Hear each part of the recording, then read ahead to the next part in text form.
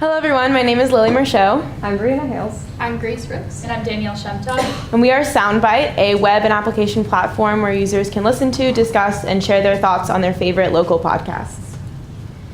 So we spoke to Nicola Irvine. She's a senior advertising major here at UNC. She's also an avid podcast listener. And Nicola is not alone. 70% of the people that we surveyed also listen to podcasts regularly. But Nicola really expressed that when she looks for a podcast, her only options are really to see what's most popular and what's trending nationally. So she's really looking for a way to personalize that experience. We also spoke to Doc Ryan, who's the owner of Sugarland here on Franklin Street. And he's a local business owner looking to promote his business. And traditionally, he's stuck to print and radio advertising, but said that that didn't really bring in customers the way he wanted it to. So he's really looking for a new way to advertise that will help boost his sales and a way to track how successful his advertisements are being. So based on our conversations with Nicola and Doc, we identified that the main problems with existing podcast apps are the lack of personalization and analytics. So Soundbite is an interactive podcast application. We offer a discussion and comments section where users can talk about their podcast that they just listened to. And our location-based software is also customizable in that users can tailor their experience specifically to locations that they desire. So it could be Chapel Hill or the Chapel Hill Carborough area, you name it. And then also we will be partnering with PodTrack, which is the leader in podcast analytics. So that way our podcasters and our advertisers can have up-to-date data on their advertisements and podcasts so they can make the best decisions for their companies.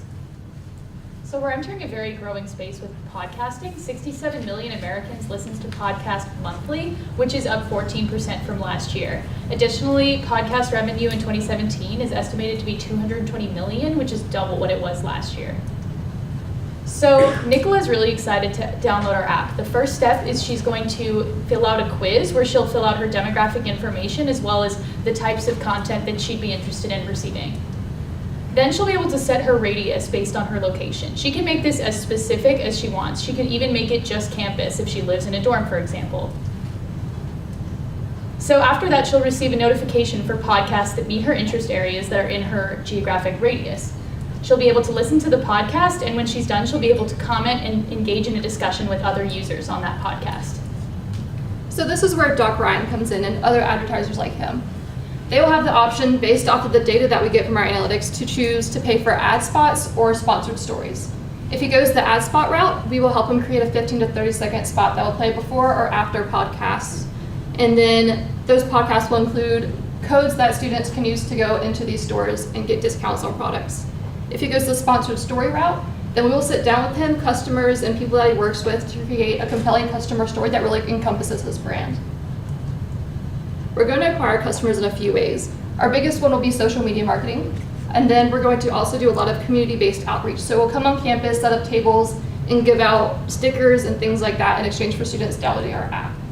We'll also do a lot of direct outreach to advertisers and podcasters through emails, phone calls, and even in-person conversation. So here are our competitors. Places like NPR and Spotify offer on-the-go listening and also target the same demographics as us. But here are some reasons why Nicola would rather use our app than theirs. First off, we're interactive. So when she opens the app, she'll be able to take that quiz and she'll be able to personalize the app to her experience. Also, there will be a comments and discussion section, so she'll be able to talk to other users about her favorite podcast. Whereas maybe before she knew one or two people who listen to the same podcast as hers, this opens up a whole new group that she can talk to about her favorite podcast. Also, we're location-based, so there's that radius that she can tailor to her needs. For whatever radius of podcast she wants, she can personalize it to her needs. And then lastly, for analytics, so journalists can see not only how many people are listening to the app, but they can get more in-depth engagements in that. And also the advertiser, like Doc Ryan, would be interested in the analytics, so he can target his advertising more specifically to people he wants to target.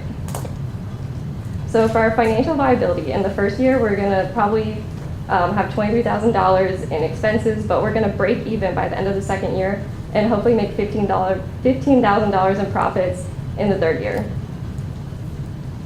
Thank you so much. We can't wait to hear your questions. All right. So we will give each team 6 minutes. So we'll open up to the panel here for anyone to kind of start with their questions.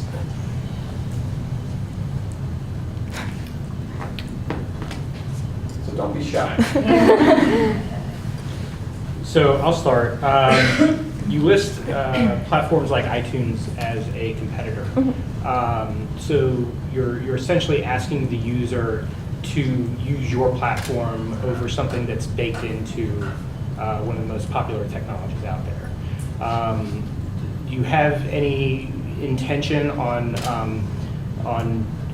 at some point distributing on those platforms? And if so, how would you accomplish your analytics goals or your advertising goals by distributing on third-party platforms rather than relying specifically on the Soundbite app as a distribution method?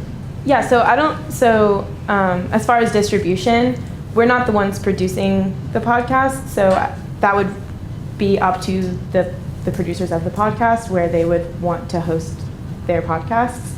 iTunes is a competitor. However, I think that it's not out of the question for someone to have 2 apps because we're really local focused, whereas iTunes tends to be more national podcasts. At least it's easier to get national podcasts through that.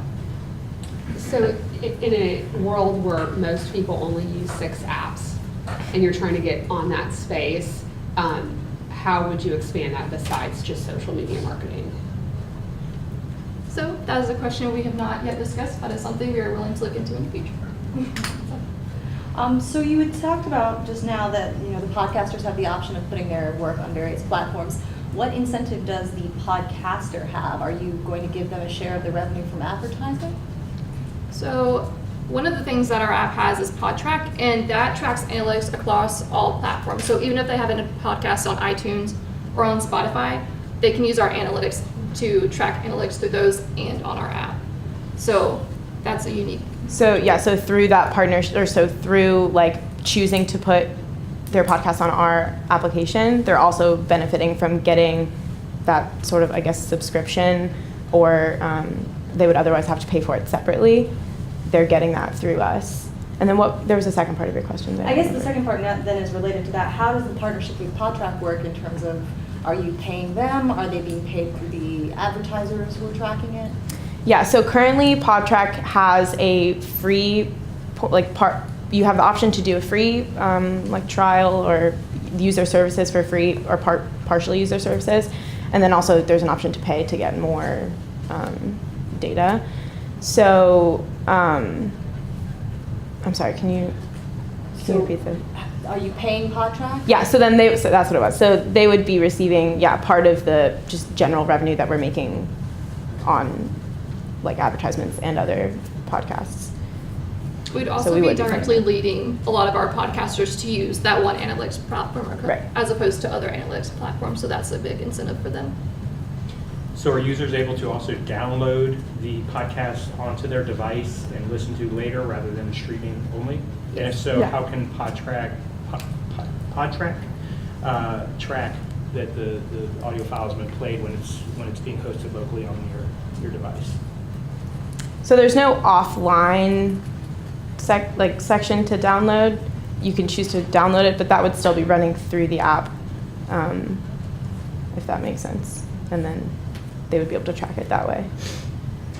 So the businesses that you talked to, are they primarily trying to get students, or are they trying to get people that are out of school to come into their businesses? And so how are you differentiating between the messaging on the podcast? Well, we mostly talk to the kind of business that would be targeting students because that's who we figured that this audience would be. There obviously are businesses on Franklin Street that are not targeting young adults, but like Sugarland, being cupcakes are obviously very cheap, and things like that are more like quick casual food rather than Spankies may not want to use our app, but that's not who we're targeting. So I heard some really interesting things about PodTrack and Soundbite having an advantage of local. Have you thought about that as a way to loop in the local conversations, bringing people together in real life? The businesses would have that advantage of seeing those conversations and using that as a way to bring people into their businesses. Yeah, that's not something that we've explored in depth, but that's certainly an advantage, Well, I think. With this, I don't know if this would relate to your question, but also with the sponsored content, because if they have a podcast about their business and then they have people engaging with, like we said, like there's the comments and they would have analytics and they could see if people are really interested in their story, which would be, very useful to them. Do you guys know how many local podcasts there are in this geographic area? Did you do a kind of a test for that? So that's kind of hard to figure out because there's not really a way to like track where podcasts are, but even just within the school, we have a lot of podcasts. Susan King does a podcast. The Daily Tar Heel has 2 podcasts. There are people who help work with the Daily Tar Heel podcast and then make their own. So, I mean, like off the top of our head, we could probably come up with about 10 people already who would make their own podcast, like just within the school. Yeah, so we're really focusing, I think, on young people also producing podcasts and really engaging the campus community in that and making that an option for them to share their work, especially like thinking just within the journalism school. That's something that I think a lot of people would want to use. Well, and related to our question, I was just very impressed that you had surveyed people in the area, also represented local businesses and reached out and really done, your research on it, which a lot of people don't do. The Daily Tar Heel is one of my clients, so you definitely have hit the spot of this is the center of students for journalism. As the probably only non-journalism person up here, and nonprofit person, definitely going to throw the nonprofit question out there. And so podcasts are usually educational. And one of the 3 main reasons that people set up 501c3s would be charitable, religious, or educational. What was your decision on making it for-profit versus nonprofit? We went through a whole set of profit versus nonprofit. So because we're not solely there to just like educate, it could also be used, maybe you want to learn about UNC basketball. We couldn't come up with a solid reason why like this product would just like benefit the community. I mean, it does benefit the community in that like people get to hear about news, but there wasn't, I guess we had an issue selling the idea that like we could create a viable product without raising revenue for it. I think it was it's really the difference between the podcast app and NPR or, someone who's making the podcast. I mean, if you think about it, like the podcast app is not going to ask for donations, right? It's the people on NPR who are asking for donations in their pitch. So it was kind of the decision that like, well, if we're not creating the content, we're just creating this platform for the content. And just in the back of your mind, you have to have contributions, and only 1/3 of your revenue has to be related to your mission, which would be that educational thing. So it's a really small hurdle to be a nonprofit. Yeah, I like the way you're thinking. It's definitely something we looked into. So. All right, that wraps up the 6 minutes for Soundbite. Thank you again.